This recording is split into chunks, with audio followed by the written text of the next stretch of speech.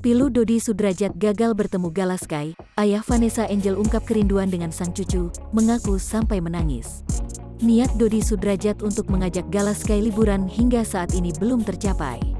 Seperti diketahui, Dodi Sudrajat datang bersama kuasa hukumnya saat berkunjung ke rumah Faisal menemui Gala. Dalam kedatangannya itu, Dodi Sudrajat ternyata berniat mengajak Gala Sky bersama pengasuhnya untuk pergi ke Ancol bersama keluarganya. Kendati demikian, Faisal justru keberatan dengan keinginan Dodi Sudrajat tersebut. Pasalnya kala itu Gala diketahui sedang tertidur.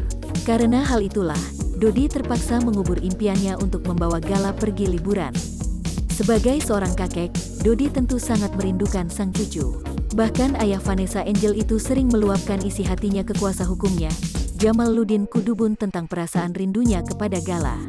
"Saya sering curhat ke abang, gimana ini, enggak bisa ketemu Gala," ujar Dodi Sudrajat dikutip tribunstyle.com dari kanal YouTube Seleb Oncam News, Jumat, tanggal 21 Januari tahun 2022.